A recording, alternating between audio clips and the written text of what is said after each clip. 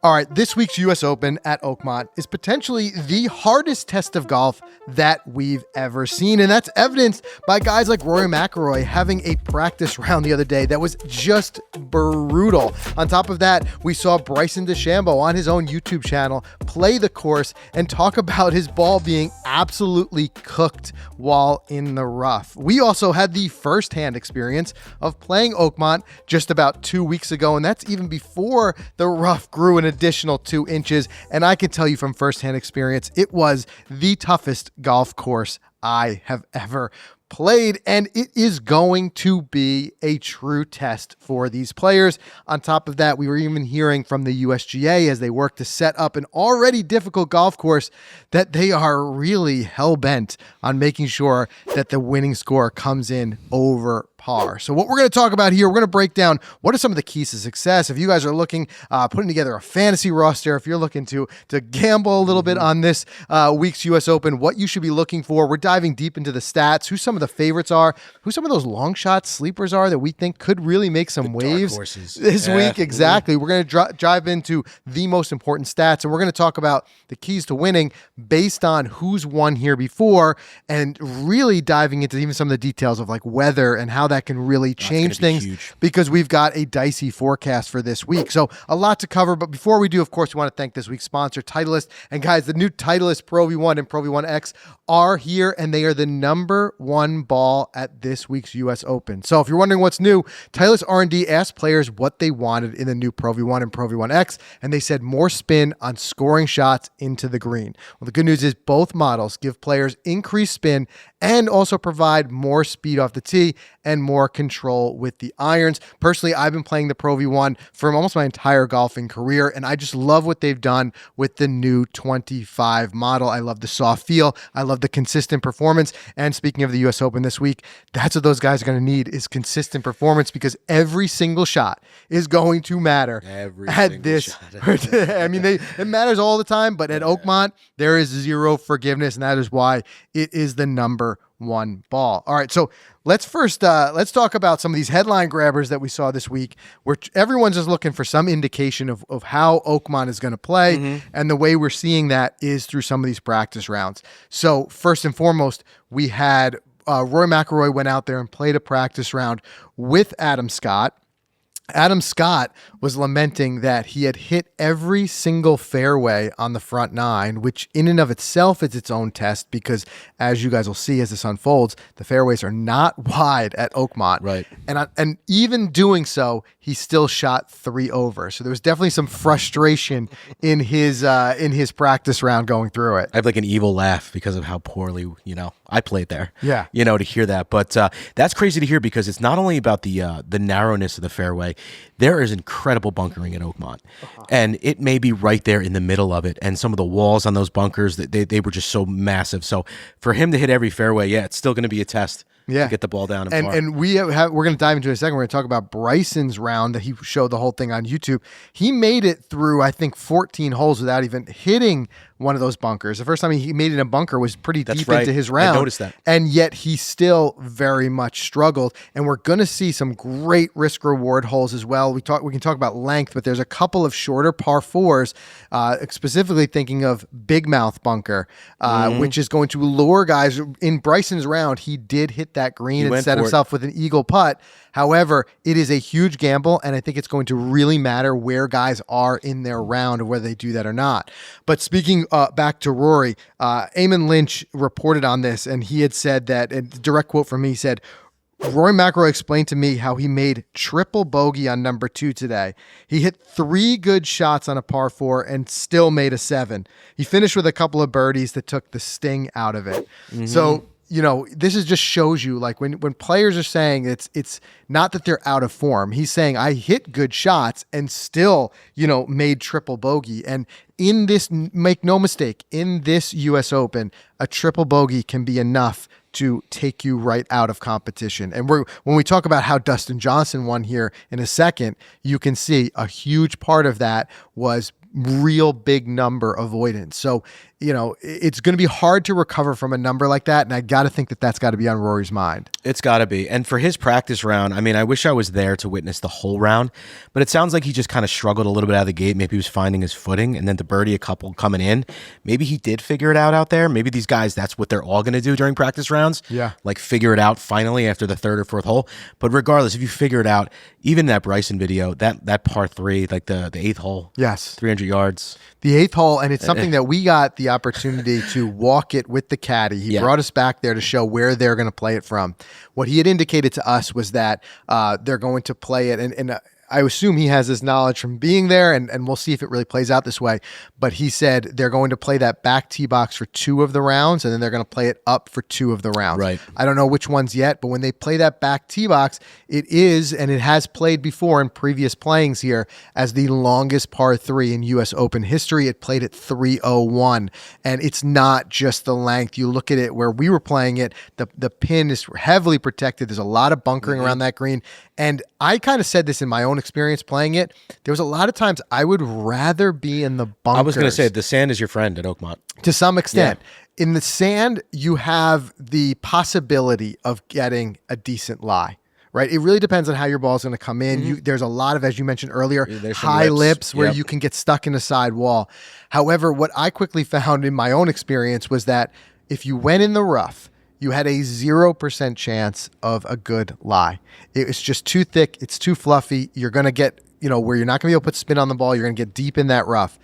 At least in the sand, there was a chance. And I started, honestly, in my own personal round, and I am nowhere near playing at the caliber that they are, of just starting to make my misses airing more towards the bunkers. Originally, I thought, bunker avoidance is the key here. But the reality was there was a lot of times I would have been better off in the sand than in this Oakmont rough. So that 8th hole, Rory struggled there too in his practice round. He made a bogey there. He played it at 298. These guys they're prepping to play those back tees because they know, as we've seen here, they're going to get them at least twice. You know what's so interesting? Watching that Bryson YouTube video, he did fairly well out of the rough. He was able to advance it towards the green. We weren't. At least I don't want to speak for you. I couldn't. For me, I had to go back to the fairway. I had to go literally left if I was fairway rough right. These guys are different animals. So if a guy like Bryson can power through this rough, like Wingfoot in 2020, and his putting right now, after watching that video, he's dialed. Yeah. He had a cold, rainy day. He was leaving a lot of putts short. But if we get normal, summer weather next week, or this week, I should say, he's going to be locked in. I think, I know we're going to talk about picks, but I don't think anyone could beat him. Well, just based on what I saw. Look, at the end of the day, where he's going to have the advantage, and this is going to leak as well into guys like Rory, is length. Now, we talk about how with Wingfoot, taking that as a perfect example, those long rough, the difference between obviously Bryson and us was Bryson is powering it so far up there that he's hitting wedge out of there. So the vast difference for us, and I'll give you a personal experience, when we're looking at missing a fairway with our drive, we're still looking at 160, 180 out, which is not something I could put a wedge on. And we're just incapable really of hitting those 6 irons, 5 irons out of this rough with any type of control. So that's where, for our experience, we would have to wedge it back to the fairway, and now you're playing for bogey, which is what makes it a tremendously difficult challenge for, your regular everyday golfer. If Bryson can use his length on these, let's say it's a 410-yard par 4, if he can get it under the 100 yards, even in the rough, he's still going to be able to get a wedge on it, which will give him a shot at the green, an opportunity we did not have. However, and undoubtedly, when you're that deep in the rough, it's just simple physics. You're not going to be able to put as much spin on it. It's a guessing game. Exactly. So what's going to happen is, this is where the conditions are really going to matter. If we get conditions similar to 2007 when Cabrera won, if it gets firm and it gets fast, and you're now in Bryson trying to hit that wedge and being able to put no spin on it into a firm, fast green, you're in trouble. If they get the softer conditions where Bryson just played, it was cold, it was a little bit soggy. He can go at it. There's a chance where that green, and I remember specifically in that video, Bryson and his caddy were kind of taking a guess at how fast the greens were running. He had guessed that his caddy guessed a 10, he guessed a 10.5. that is a wildly different animal than if it dries out and they get these greens up to 13, 14. Sure. Right? Now, a little bit of inside information. When we played, we spoke with the caddy. He said that they are going to slow the greens down a bit for the U.S. Open because he said on a traditional everyday, which is wild to even think about this. And this is why, the stimp meter itself was invented at Oakmont. Oakmont has always been known for the fastest greens. For member play, day in and day out, he told us they play between a 14 and a 15 on the stimp. He said they're going to slow them down because members don't play with 5, 6, 7 inch rough. Sure. Right? They get it down a little bit. And in that case, you're able to hold those greens. He said if we played, you can't have both. He said if they grow that rough up to 7 inches and they kept the greens at 15, forget it. He goes, no one would ever finish. They should do it though. So he's saying, but there's a certain degree that they won't be able to control, and that is if they get a very hot week and it's there's only so much water you can put down and stuff like that. If it gets fast on its own and conditions dry it out and it gets really firm and fast, that's when you can see a lot of struggle there for sure. Yeah, that's true. That is true. Yeah, weather's going to be a big factor, no doubt. Yeah, so let's let that'll roll right into talking about like some of the previous, U.S. Opens and what the keys to success were, and that will kind of inform as we talk about our picks here in a second. First of all, you had the last two playings of it, and Oakmont, obviously, tons of history there, hosted more U.S. Opens than any other venue. You can think about some of like the miracle at Oakmont. Johnny Miller. 63? 63. And not only that, like I was watching like I love gearing up for these majors, watching some of the different films that they have on Golf Channel. And they were talking about that might have been the greatest round ever played. It might be. Where it happened, when it happened, conditions. Yeah, it might be. It was lights out. But speaking to the last two, and because Oakmont has had a lot of changes. There are even some changes for this year, some tee boxes. We saw this, which I would say if you're curious at all, if you haven't seen it, go and watch Bryson's video. I think for me, this is such a cool thing to see, and you would have never seen this years ago pre-YouTube, to have the reigning U.S. champ go out and play his practice round and do the entire thing on camera and walk through his thinking. Wild. And I think that's where Bryson is good for the game. Like, there's a lot of guys that won't do that. Sure. Right? And competitive edge. Right. Yeah. And it's like Bryson sharing some of that insight and knowledge before. It's not like he's dropping this video after. Right before. So it's a little unselfish of him, which I got to applaud, but also for the USGA and for the tournament itself. It's incredible press, to have your champ do that. I mean, most times a champ will do a couple extra interviews. Here's you're getting a guy going out and play the course. But yeah, and I love that. I absolutely love that video, everything about it, and it was cool to relive it, and it's going to be even cooler to relive it this week watching the pros play it and get beat up by it. But the one thing that I want to add to your note was I think one of the changes was some green expansion. I think they made the greens larger there since the last time. And I think Bryce was even saying how large the greens were and how long his first putts were. Yes. Yeah. And that's going to leave for a lot of long putts. So there's going to be a lot of interesting shots this week. There definitely is. So getting back into that history, you had 2007, Cabrera won. 2016 was Dustin Johnson. Two very different final scores, two very different stories when it comes to key takeaway, weather. So Cabrera won the tournament. I mean, let this sink in if you're not sure how tough Oakmont really is. He won the tournament at 5 over that year. 5 over. And what Cabrera experienced was the firm, fast conditions. It was a hot week. Everything got really firm and fast.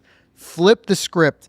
Dustin Johnson, the early in the week, it was wet, rain-soaked, really slowed the place down, and that allowed for some better scoring. And that was the talk, and we were there for USGA Media Day. The talk is really the weather. Yep. I can tell you right now, the USGA wants this to be the hardest test of golf. They don't really set scores. They don't. In a way, what I mean by that is, and even coming from speaking to them and what they said is that it's not so much that they want to have a set score be the winning score, like over par. What they were really, really hell-bent on this year was making sure the winner gets every club in their bag dirty. They want to test where they have got to hit every type of shot out there. And that usually does correlate to a much higher score. Sure. What I think is going to happen is you're going to see a score over par, again, with what they can control. If we do get rain, it slows it down. It might be a different story. Don't you think rain in that rough is going to be even more of a nightmare? Yes, the greens will be slow, but that rough's going to be even more grabby. Sure. I don't know. I think That's why it it's such a would, question mark. but like again, just thinking to the way that the pros are going to think, if you've got a wetter rough, I think it's easier for them to add one more club to it. What they can't control is if you're in the rough, if you can't control your spin, the hardest thing for the pros is to have firm, fast greens. Yes.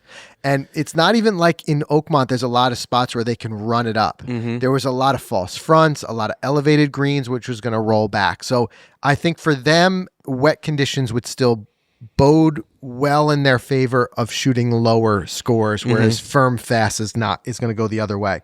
So I looked ahead at it. It is one of those traditional Pennsylvania summer forecasts, which is pretty much warm and every day has a chance of a thunderstorm. Yep. So it's going to be very hard to predict. Maybe the day before we'll have a better prediction. Even when we played it, we had thunderstorms roll through. We had a couple rain delays. Right? It was going back all over and the place. forth. And I will say that the stronger chances of thunderstorms air towards the weekend. Yeah. So guys are going to be just working to make the cut and then just kind of see what happens. But I don't think you'll necessarily get a huge favorability of where your tee time falls on those first 2 days, because Thursday and Friday seem like the days with the lowest chance of rain. Yeah. Because sometimes you'll get it where like, a group will go out and then there'll be some rain, or there'll be some rain overnight, and the early group gets the edge where they take those soft conditions before it starts to firm up. I don't know if we'll see that here, but either way, be on the lookout. A thunderstorm could dramatically change. At least if you're betting the final score, that could be a big factor. Yeah, absolutely. And by the way, guys, if you're lucky enough to grab a ticket to this thing, I'd love to know. Put in the comments. Love to know if you're going. A pro tip: get the slushie.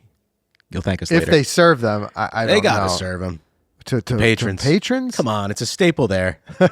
Well, let's see. I've never been there at an event. Yeah. So I mean, what maybe you're not. referencing is the Oakmont slushies that are served at the turn They're by like Oakmont. famous if you know about it. Yeah. Yeah. I just don't know if they're going to might also be- serve those in concession. But if they do, that would be cool. It's a cool thing. Yeah. It's like what, the milkshakes at Muirfield? It's like the milkshakes. Do they serve those to the patrons? I've never been, so I don't know. Wow, that's a good question. If you guys know, then please answer in the comments. They've got to serve it to the patrons. It's their staple.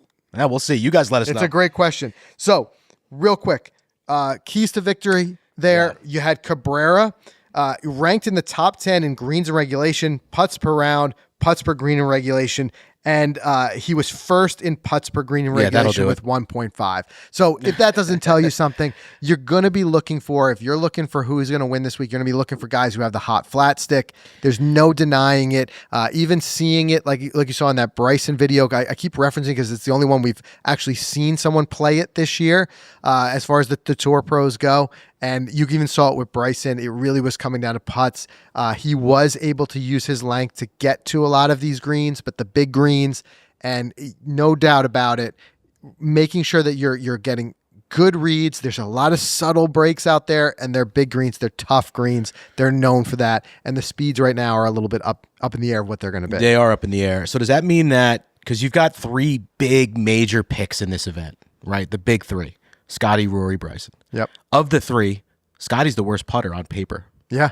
Yet hottest golfer on the planet.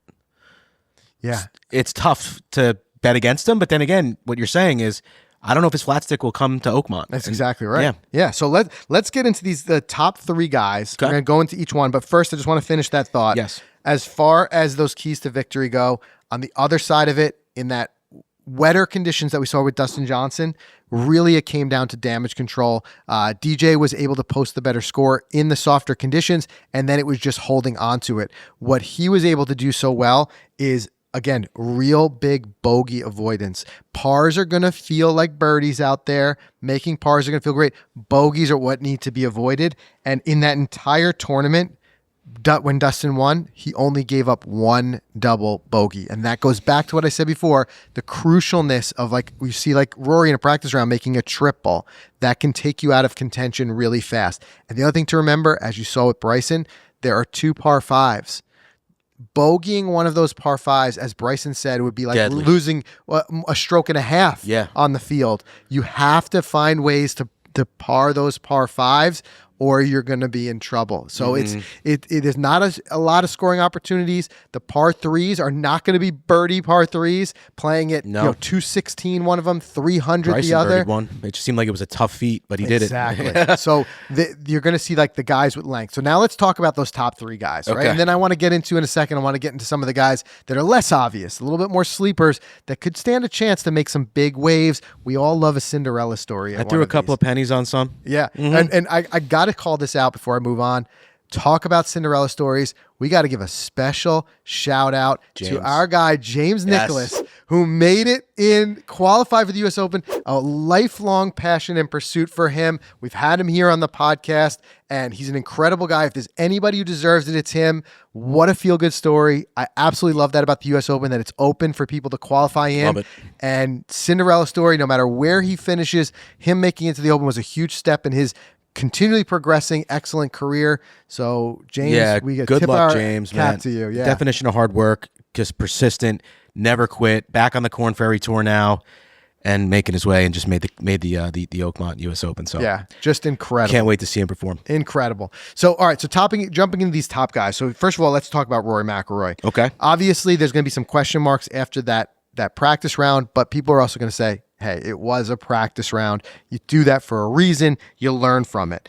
He is in pretty much as much form as someone can be in. 5 top 10s, including 3 wins this year. Most accomplished golfer this year. Slight edge over Scotty. I'd say Rory's most accomplished this year. Yep, I got to agree. And Masters players. To say that about over Scotty right now, It's insane to say that. Yeah, I know. It just shows you how good. He did have a disappointing showing at the PGA Championship, but as we know, incredible performance at the Masters.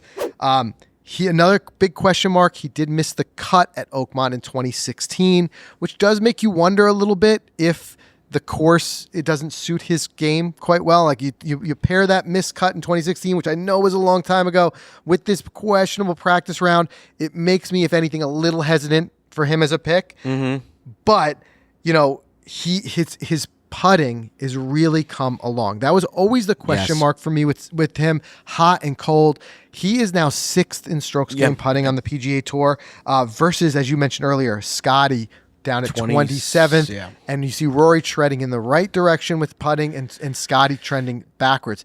If you can see that Rory is able to match his power and his accuracy with that putting, then it's a simple recipe for success here. No doubt. I mean, if those are all clicking, I can't see how he can lose.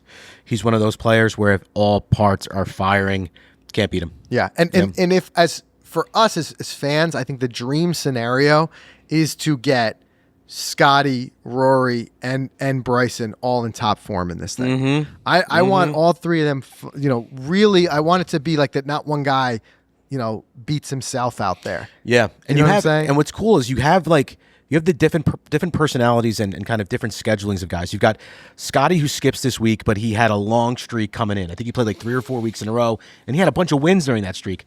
The CJ, then Memorial.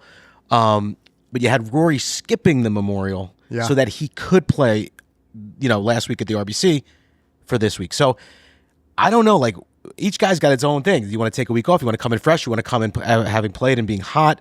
So we have a bunch of different personalities coming in, which is going to be interesting. Yeah, and speaking of personality, we've got a very different Rory. We've got Definitely a Rory different Rory. who is now, I think, has the huge monkey off his back with winning the Masters, and I think what he's doing with that is he's just so focused on golf. You're seeing him doing a lot less interviews. You're seeing him, But is it and hurting when he does his interviews, speaking his mind. I guess to answer that, it's hard to gauge where his mind is at. But his mind seems very focused on golf right now. I mean, you can't say he doesn't care anymore after winning the Masters. Like, career accomplished, I'm done. I'm going to hang it up and just. This is going to be a victory lap now. Yeah, certainly not. No, It's the he is opposite. still the most competitive. I think it's that he doesn't care as much about how he's perceived. That's it. I think he cares less about whether people like him or not. He's just going to do what he's going to do. Yeah. And that's when if it doesn't bode well for him mentally or physically to stick around for interviews, he's just not going to do it. Yeah. You know what I mean? Yeah. Which we've talked about, like you could get into a whole debate of like where that leaves, like from a character standpoint, because Bryson's going the other way. He's the guy who's going to stick around for all the interviews. He's the guy who's going to really get this man of the people Absolutely. thing going. Where is Rory? Does he want to embrace that, or does he not want to let that go? It's hard to say. Switching to Scotty, as you said, there's some question marks of whether he'd be fatigued because he's played so much this year. I don't think Scotty's that type of guy. I think Scotty's the type of guy who will he actually feeds on playing regularly. A lot of people thought why he didn't skip, some of the tournaments, it just being grueling after his wins. A lot of other guys would have just withdrew from the tournament following a big win. Yep. But I think for Scotty, it's just to stay playing. I think staying playing. And, must be it. I think that really kind of drives him. So I think that he's okay there. But like you mentioned earlier, I think one issue is, of course, where his putter's going to be. But there's no denying on PGA Tour, strokes gained total first, strokes gains off the tee first, strokes gained approach to the green first.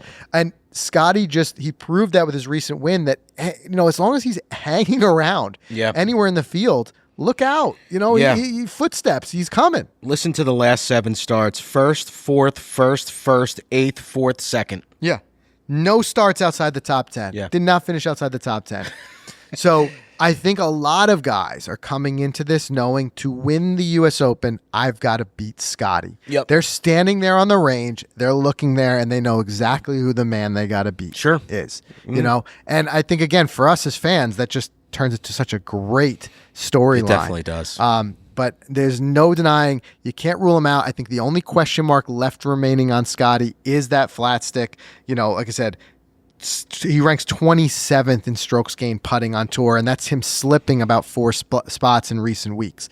So not quite trending in the right direction, but it's just one of those situations like if he uses all of his strengths in that relentless ability, whereas he's hitting those greens in regulation, he's playing smart golf, you could just get a situation where he just becomes too hard to, you can't beat him just on one thing. Right. You know what I'm saying? Yeah. The other one, and I think you tell me if you agree, but I'm kind of going into this thinking my number 1 pick is going to be Bryson. And that's what we got to talk about here. Yeah, I'm right there where if it was rank these top 3 in percentages and who's going to win, it'd be 34, 33, 33 for me. You know what I mean? Yeah, it's and close. Bryson being 34. Yeah. I just like we talked before, I love his power. I love the way he approaches the game. That YouTube video is great. The way he talks about the clock, this is a 10:30, this is a 10 o'clock, 7, whatever that means. I'm sure there's a reasoning behind it and all that and everything. It's just he's talking about how the clock system, how far he's bringing it back. Assume, it's the way, but the way that he interacts with his caddy, the way he goes after every putt, the way they talk about every putt. This 2 inches out. No, I think it's 2.5. He's dialed. Yeah, this guy is dialed in, and if you want to win at Oakmont, you got to be dialed. Right, and if we do take again the information that we have, which is his practice round, which was on film. He had tough conditions because it was cold.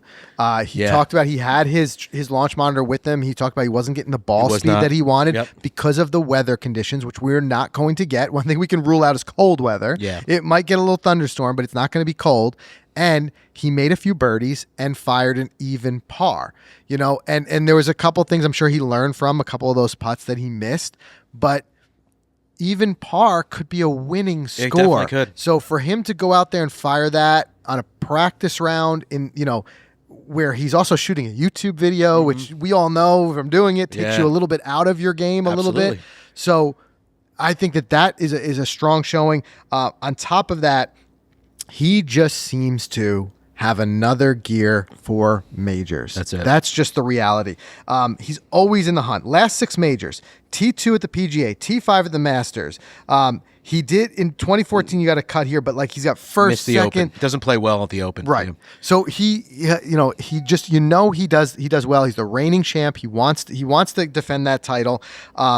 And he also, if you look again, we don't have as good a stats, I'll give you that, from LIV that we get from the PGA Tour. It's not quite as granular, but a couple that I cherry picked. He ranks first in scrambling on LIV, which is going to be important because these are tough greens and tough fairways to hit. So if you're not hitting green regulation, you got to see the guys who are going to be able to scramble. And he's tied for 8th in on LIV ranks it as putting average, which is basically the average number of putts per per green. So 2 big things that play into his favor.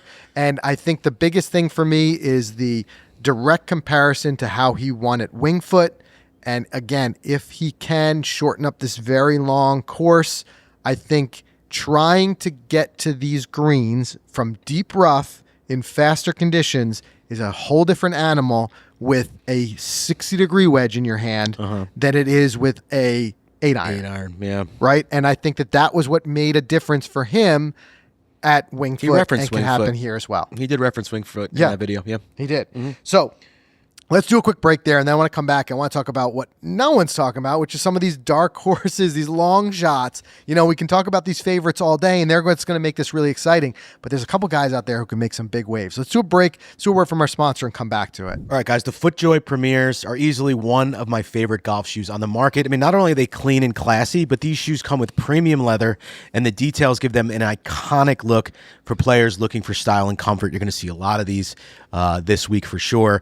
But the Versatrax, I want to talk about the outsole, which is engineered with traction elements that creates that outsole for perfect on-course performance. You want that stability and you want comfort, and that's where the Ortholite Echo Plush Fit Bed comes in. I love that line to ensure that all-day underfoot comfort. You know, that's key. You know, we've got a lot of golf trips on the horizon. We walk a lot, so we want to be comfortable out there, and the Premiers are totally comfortable. And even those Hyperflexes, they're great shoes. Those are brand new this year, so definitely check out the entire lineup of shoes at footjoy.com. Stock up. Season is here. And you will see a lot of both at the U.S. Open. You definitely will see a lot of both. No doubt. Yeah. All right. A couple of picks here that we got to talk about because I think they can make some waves, and they're not the headline grabbers right now, but they could definitely be in very shortly. One, I told you this the other day. I said, Mike, look out for Shane Lowry. Yeah. And, we even see him doing some stuff at the RBC, right? And just showing a kind of proof of inform. But I just think there's a lot of things that Lowry possesses that not many players in the field do. One of those is he's another one of those guys who seems to rise to the occasion for a major championships. He's a guy who has experience winning major championships. He can make it happen. Also, I know 2016 was a long time ago, but he did finish tied for second. I think at one point he held the lead as well in that. So it just shows you that he has the ability to navigate Oakmont in its most recent form. But even though that's a long time ago, what I think is like you can take that experience and that history and couple that with form. He is definitely in form. He's got 2 second-place finishes this year, trending in the right direction. I think that Shane Lowry is a guy to look out for, and he could definitely make some waves at this one. I agree. You and I were putting these picks together. We had to narrow down to our favorites, and we agreed on this one. Didn't win any this year, but he's a major winner. He's won major. And I believe he's ranked top 10 in the world. He's up there in the top 10. So he is definitely one to look at for sure this week. Yeah, he's one of those guys that has no lock. There's nothing like that. But if you're looking for, like, if you're doing some sort of fantasy and you're looking for a mid-tier pick, or if you're looking just to place a bet on a longer odds that could really pay out, look to Shane Lowry. Yeah. Odds change every day, so I can't tell you what they are when you're watching this, but I got to feel like he's going to be one that could be a decent payout. Hey, big spender here, by the way. Threw $10 on him to win 650. I mean, come on. Yeah. Let's go, guys. Get in the game. Yeah. That's a great pick. I think it's a smart pick, and I think that he's the type of guy who could definitely do it. And he's not somebody who gets frazzled by the big stage. There's a lot of checks in his column. The other one that I think is this one could sneaky, pull it off. This could but win. Look out, is Sepp Straka. 100%. Right? And no one thinks about it. No one thinks about him. We're going to run through his stats in a second, but this guy is in form. Yeah, in form. And I also, when I first said you can look at all the stats you want, but I just kind of think about the way they play the game, the personality type. And I told you the other day, I said, you know what he reminds me of is Gary Woodland. I think about when Woodland won the U.S. Open, it was a similar type of power and grit and all that type of stuff. It's similar what I see with Straka. Yeah, and when I look at whether it's gambling on golf or picks or fantasy, whatever it is, I almost don't care about the year before, with guys, like how they do last year. Sepp, he has never won a major. I'm sorry, he missed, hang on a sec. Yes, he's never won a major, but this year he missed the cuts in both majors. Yep. So immediately you're like, oh, maybe this guy's not cut out for majors. For me, I just what form are they in a month leading in? Because you know the game, I know the game, we know the game. If you're hot, you're going to be hot. Right. You're feeling good, you're going to play well. And there's a certain degree, Augusta plays wildly different than Oakmont. You know what I mean? Totally. I just feel like there are certain guys that even if they've missed a couple of cuts, yes, you can't rule that out as a data point, but They're just like the way that their game plays could suit a specific course, 100%. and vice versa. Yeah. There could be guys who don't suit that course, and that's a question mark that I have for Rory. The way Rory, he's the exact opposite of that. Here's a guy who won a major this year, Yep. but he missed the cut last time at Oakmont, and he's had a tough practice round. The course might not suit him, but generally speaking, a couple of important things about Straka. Yeah. So Let's hear he these. ranks first in birdie average on the PGA Tour right now. That's incredible. First right? in birdie average and greens and regulations. And greens in regulation. Those are two stats. He sits on the top. Come on, right? Then you've got third in scoring average right behind Rory and Scotty. He's already not sounding like too big a long shot, is he? No. Right? Yeah. Third in strokes gained total, also right behind Rory and Scotty. And his putting is trending in the right direction. He jumped up 12 spots recently in strokes gained putting. Yep. This is what I mean when things come together at the right time. He is now 16th on tour in strokes gained putting. So if he's putting these things together, if he can put together greens in regulation and that putting is trending in the right direction, look out. Yeah. And I think he's got a lot of the keys, the power that he needs that undoubtedly Oakmont's going to demand. There are going to be some guys in this field, who are going to struggle to reach, this is crazy as it sounds, reach the 8th green, par 3, with their tee shot. Especially if you can it's very wide open, Oakmont. You can get some breezy conditions. You get a little wind in your face on that particular hole, there are going to be guys who don't have enough club in the bag. They're playing in the U.S. Open and don't have enough club in the bag to get there. Yeah, 100%. Right?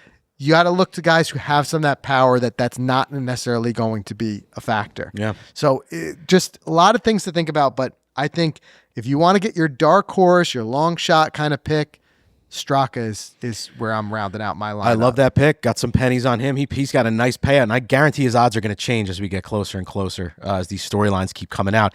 But here's something I want to put in your brain to think about, and this is something we don't think about. If Scotty Scheffler pulls it out this week, he could win the career Grand Slam this year when he goes to the Open.